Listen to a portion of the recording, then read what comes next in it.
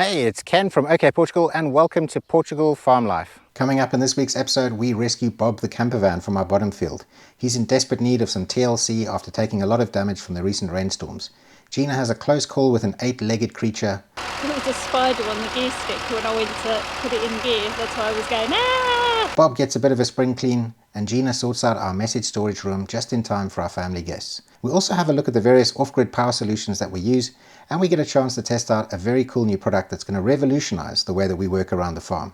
And don't worry, there's some goosey goose action in it too. It's coming. Nice.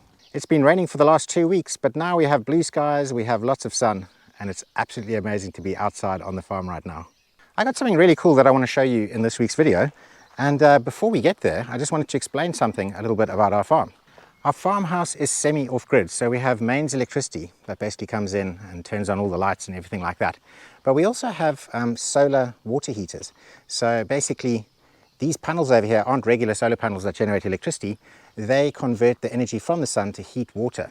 And then on the front of the farm over there, we've got a big agricultural well. It's got an electric pump in it, but the water supply is all off-grid. We also have another well down at the bottom here that supplies water for the house, and that's also off-grid. But the electric pumps that it uses use electricity. Now, if we're close to the house, we can run extension cords and things like that, and we can power things outside.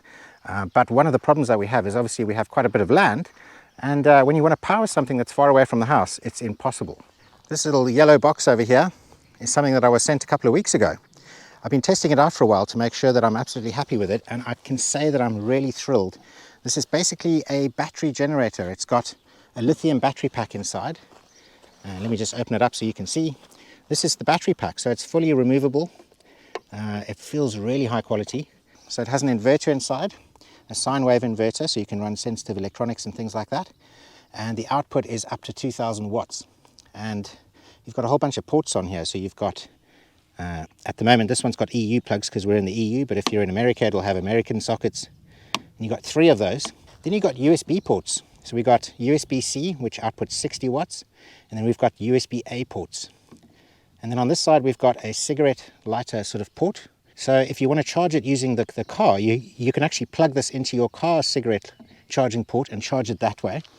On the side here, you can charge it from your house using mains electricity, using one of these sort of kettle lead plugs. And over here, up on the top, we've got solar panel inputs. So you can charge it using the power of the sun. I think a good test at first is going to be to plug in my e-bike. I've got to put some charge in there. I'm going to be going up to the village a little bit later because I've got to pick up a delivery. Now, the solar panels are an optional extra that you can buy with the solar generator. It accepts up to 600 watts of solar power. And let's try and do this one-handed. So you don't have to plug these solar panels into it. You could get your own solar panels. But obviously this is a very nice, nifty case and very neat. We've got 4 50-watt panels in here, so it's 200 watts in total. And then on the back, it's got these little legs, so you can kind of prop it up and change the angle and stuff like that. And then there's a little pouch on the side. It's basically got the charging cables, and this just plugs directly into the side of the generator. There we go. And then after that, open up the lid, press the power button. So on the front, what it's telling us here is the battery's currently at 76% charge. I've been using it loads. And we're getting power in of 124, 125 watts. Obviously that'll go up to 200 watts. Solar panels are never 100% efficient, so this is pretty good. Today's around 24 degrees Celsius, and we've got blue sunny skies. I mean, it has been raining for about 2 weeks. Tomorrow it's going up to 29 degrees, then by the end of the week it's going up to like, I think 37. So it's going to be absolutely scorching. And look at that, we have our own little off-grid power station being powered by the sun. Cool, so let's get some charge into my e-bike before we do some other stuff. This e-bike was sent to me a couple of weeks ago. It's become one of my favorite modes of transport. It is such a cool thing. It's like a little mini moped motorcycle, but it's got a battery over here, and I think it's a 12.6 or something amp hour battery, so it takes quite a lot of juice. I've plugged in the charger over here, and this is the charger over here, and then I've plugged it into one of the sockets, and you basically turn it on by pressing the AC button. The first time you press any of the buttons, the light on the screen comes on. The second time you press it, it activates. At the moment it's saying 0 watts of power, and as it clips on, you're going to see in a moment here, there we go. So it's drawing 132 watts of power, 131, power in is 127. Actually, it's dropping down now. So we're actually getting more power in from the sun than what it's basically putting out. So it's going to be able to charge the battery whilst also powering and charging up this e-bike, which is pretty amazing. So every appliance that you use is going to have a certain amount of watts that it draws. This battery pack basically holds 2,264 watt hours of power. And that's very impressive for something that's a lot smaller than a petrol generator, something that you can pick up and carry around, something that can actually charge and power itself so you don't have to buy fuel. Now, I would love to go completely off-grid with electricity on our farm. When we moved here like 4 years ago, I priced it up and it was going to cost about 15,000 euros to get a system that's basically capable of running all of our appliances, like our oven and our fridge, our computers, all of the lights, our well pumps, because obviously these things are very high draw, components. And yeah, so it was a lot of money. Now these prices have come down in the last couple of years. Batteries are becoming cheaper, but the most expensive part of a solar system is always the batteries.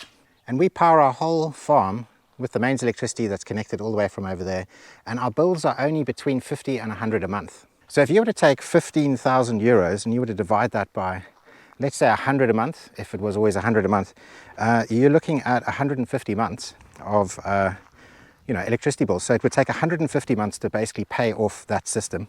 And what is that? That's about 12 and a half years. And also bear in mind that lithium battery packs don't last 12 and a half years. It's the most expensive component. So a couple of years later, we would have to buy another battery pack and then another battery pack and another battery pack. And so at the moment, it wouldn't really pay off for us to get like one of those Tesla power walls or something like that and to try and power our farm like that. But I am very impressed with the solar water heating system that we have on the roof.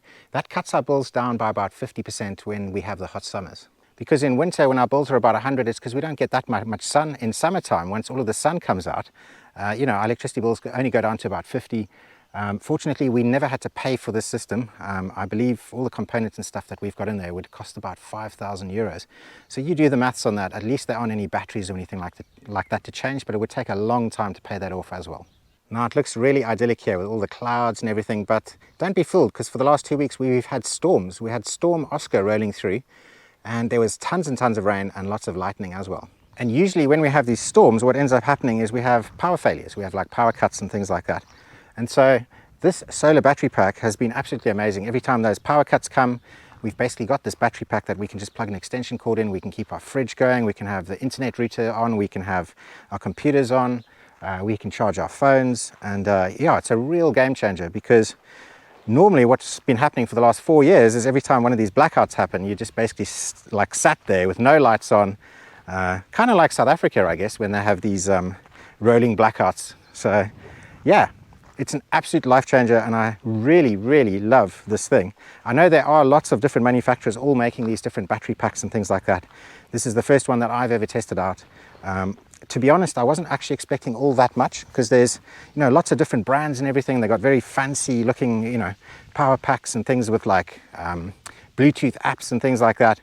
But I mean, in all honesty, I don't even know if you need that. At the end of the day, all you need is a reliable power source that you can plug your stuff into, that you know is going to work, and that has capacity to run your stuff for a long time. Now, while I'm down here, I just wanted to show you, I've got a bit of a mess happening over here. I've actually spent the last 2 days mowing. This is kind of like the last area that has to be done. And yeah, I'm really dreading it. I've got a problem with my strimmer. I still have a problem with my strimmer. I had one last week. And I really need to go through here with that, because we've got all this dry tinder lying around. And this could cause a big problem if there's any sparks or any fires or things like that in the summertime. But in the last 2 days, I've basically tidied up the farm. It's looking really good. I just used my regular lawnmower, and yeah, it's looking amazing out here. Check this out. So I like to keep this whole area around the farm all nice and cut and tidy and neat and things like that. It goes all the way out around here. I do the road all the way out to the front, and I go all the way through here, through this vineyard over here. I've got my sister arriving from America in the next couple of days. I'm very excited about it. And I wanted to make sure that the farm was looking good before she got here. Last year, when she arrived, we hadn't had rain in about, I don't know, like a month or two. And so when I had cut the grass last, it was all still nice and short. Now we've had 2 weeks of rain. We've obviously had a little bit of sun, and everything just went absolutely crazy. All of these fields were just cut. They were cut and baled. And now we've got grass growing in them again, which is highly unusual for this time of year. in Portugal. We've got all these little flowers blossoming again. I mean, it's looking really amazing, but if we get more rain, these fields are going to have to be cut again. Now, I know there are people that are going to say, oh, just get sheep, just get a donkey, etc., etc. It's not really that simple, because the way that our farm is laid out, if you just allow a whole bunch of sheep just to run into this field over here, they're also going to start eating things that we don't want them to. Like our vineyard. Sheep absolutely love green vine leaves. I'm not sure if they eat the grapes, but yeah, the last thing we want is sheep just going loose in here. Speaking of grapes, look at this here. Looks like we're going to have an amazing year for grapes. We just got a whole stack of them. Actually today I was just through here now. As you can see, it's all nice and cut. Don't have the trim effect, so I can't do all of these little messy bits, but it's looking quite good throughout, really. I'll just take you on a little tour, because I'm quite proud of it. It actually took me 3.5 hours to mow the vineyard, and that was earlier on today before it got too hot. So yeah, that's looking pretty amazing. And then let me just take you round the back here where the geese are, because that was also looking really terrible, and I've given that a mow and it's looking pretty good. So here we go. Now, geese eat grass. About 70% of their diet is grass. But this whole area was completely overgrown because they're very selective at what they eat. They only like to eat really good stuff, and all of the weeds and stuff they leave behind. So I'm quite pleased to see that we actually do still have a lawn left after getting all of those weeds. Hello, geese. And you're probably wondering what our vegetables are looking like. Well, the geese have been eating them. They can't quite reach these because it's, you know, all of the bits that they can reach, they've taken. Let's give you guys a little bit of greenery. Right. Yes, my boy, it's coming. Nice. Share. But yeah, but the rest of it, they've absolutely smashed. I mean, look at this. They've just eaten everything. And on the rocket grows so fast that it's kind of like self-healing. But I mean, the rocket's gone to flower now and everything. So the plan is we're going to be reintroducing these back to the farm. She's actually old enough now that she stands her ground against the dog. And then we're going to have this all sort of sectioned off so that the animals can't get in here. And then we're going to have to replant all of these up again. And all of the summer heat's just about to arrive, so irrigation is a must. I've bought a really nice little irrigation kit off Amazon, and I'm going to be installing that through the beds, through the greenhouse. And I'm not going to be doing it today because we actually have our hands full, but that's going to be coming soon, and I can't wait to set that up for the hot summer. So this is Bob the camper van, and we basically drove from England to Portugal when we first arrived. We had dog in here, we had our cats in here, we had a lot of our belongings in here, and he basically got us all the way here. This was like the start of our journey. In wintertime he lives on the bottom fields, and in summertime we bring him up, we tidy him up, and then Gina generally uses him as an office. And so a couple of days ago we had to fetch him from the bottom field, and I'll play you those clips now.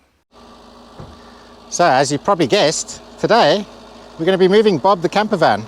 We're going to be moving him from this bottom field. We're going to bring him up to where the farmhouse is, and yeah, his battery was completely flat. It was so flat that you couldn't even get like the dashboard lights to light up, and we just jump started him off the Golf, and he started up pretty quickly. Which is amazing. I bought a whole bunch of new fuel because the fuel sitting in this tank is like 4 years old. No problems whatsoever. I just had to like pump the gas pedal a little bit, and yeah, he's fired up. So there's rat droppings all in here, so rats and droppings all up there. So rats have been up inside this engine, and it looks like there's some kind of a rat's nest behind this wheel here, which is pretty crazy.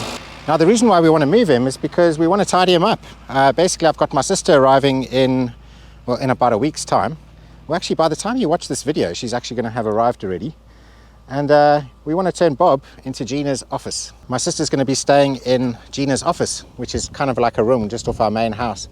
It's like a self-contained room, and so she uses that as like an office and art studio. And while my sister's here for a month, obviously she can't use that space. So we're going to have to fix up Bob. And Bob's in desperate need of some TLC. He's looking really bad inside. I mean, this camper van looked really cool like 4 years ago when we first moved to Portugal. And now, I mean, look at this. This is like rust. It's been dripping off here. It's terrible. So we've got a lot of work cut out for us. So yeah, this is the turn. So we have to get past this bush, squeeze the car through here, and then turn right up here. And it's not very wide. because we got these poles here. So what ends up happening, well, what I usually do is go forwards and then reverse back here and then go straight up to where the house is. But Gina is an excellent driver, so she's going to show us how it's done. Now I won't be able to do it. Yeah. Show us how it's done, Gina. Oh, she's freaking out because there's spider webs in there. Yeah, there's a whole bunch of spider webs. I got them all wrapped all over my legs earlier when I moved the car. Now she's going to have to rev quite high because his clutch is also a bit gone. And yeah, he's an old car. It's got some problems. Anyway, let's see if she can get him around in one piece without taking the solar system off the roof underneath this tree. She knows this car well. She drove it all the way from the UK, through France, through Spain, up mountains. So she knows what she's doing. Oh, that's not bad. Let's see if she's got it on this side. Oh, she's doing well. Look at that. Don't mess around. Wow, and she had plenty of room to spare as well. Okay, good job. Doggies! Come and see what all the commotion is. They think guests have arrived. There was a spider on the gear stick when I went to put it in gear. That's why I was going, ah! As you can see, the sun is behind some clouds now. It's looking very cloudy. We don't have any sun out. But I wanted to have a look here and see how much power these solar panels are getting. So they're still getting 24, 23. I saw it go up to 25 just now. So that's how many watts are going into this device, even when it's cloudy like that. And that's because these solar panels are actually quite efficient. They're monocrystalline panels, and they're a lot more efficient than polycrystalline panels. And so even on cloudy days, you are still going to get some power. And this battery pack has another trick up its sleeve for days where you just have a couple of days where there's absolutely no sun or anything like that. FJDynamics also do a generator. It's a petrol generator, I think. I might be wrong here. I think it's 2,800 watts. So it's basically like a generator, and you plug it into the power input port. They sell a Bluetooth module that basically goes in here, connects with the generator, and you have an app on your phone. And when the battery pack, you can specify what level it should drop down to before the generator kicks in. And let's say if you want it to kick in when you're at 25% of the battery power, it'll automatically switch on, it'll charge this battery back up, it'll switch itself off, and and automatically make sure that this battery never drops low. And that is actually quite a cool system. Maybe they'll send me one of those generators and I can do a review of that at a later stage. I'd love to have something like that so that we have multiple sort of redundancies and we can make sure that we always have power, and we can make sure that I can always get my cameras charged and my computer on so that I can continue making these videos even if disaster strikes. Now, Gina wanted to fix him up, but he's taken a lot of damage. And we've got all of this on the floor, and that is because of this. We have a big leak in the roof, which is a real shame. I mean, it's like quite terminal really. But fortunately it's drying out nicely here in the sun.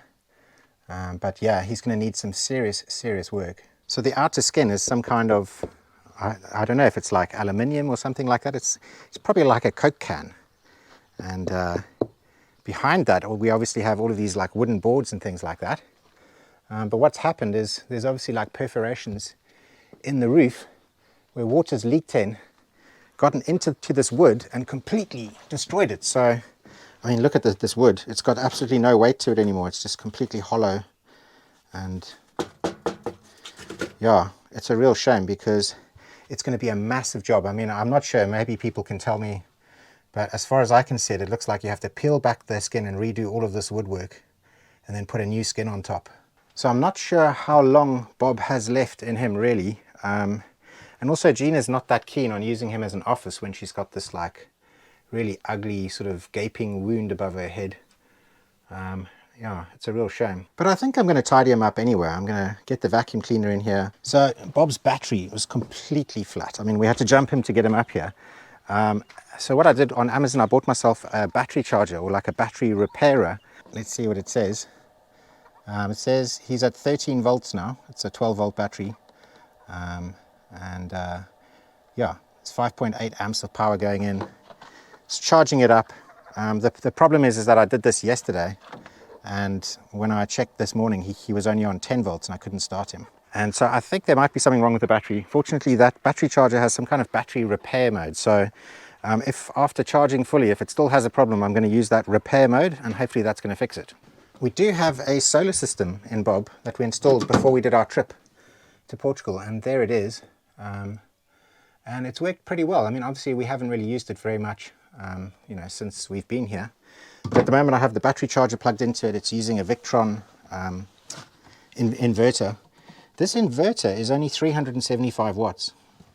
So I can't actually run anything big on that. And I think our vacuum cleaner is about 1,200 watts. But now I don't have a problem because I have this battery pack. So let's go and get it and see what it's like with a vacuum cleaner. Okay, so we've got the vacuum cleaner plugged in here. This is actually an old one that we brought back from England. Let's turn it on and see how much power it uses. So it's on max setting. It's using 1,300 watts. So yeah, this thing's going to run it no problems. Well, I'm not going to bore you with watching me vacuum, but let me get this job done so I've got both hands, and I'll check in with you in a bit. Hello. It's Gina. Hello, Gina. Hello. How's it going? I'm alright. So while I'm just cleaning up a little bit in there, Gina is getting our spare room ready for my sister. Well, for my sister and also for Sam, because Sam's coming afterwards. Yeah. How's it going in there? I feel like I'm just going round in circles, moving all the junk round in circles. Yeah, that's kind of what happens when you have a house like ours. Is our house isn't that big, so like we've got like a living room and then 2 bedrooms and then a bathroom, and then this is a completely separate area from the house, and this is kind of like the spare room. And what ends up happening, because we don't really have enough space for all of our stuff in there, is you get something and you're like, oh, I'll just put it in there, I'll just put it in there, and then after a while, trying to keep this place tidy, you end up with a whole bunch of junk over there.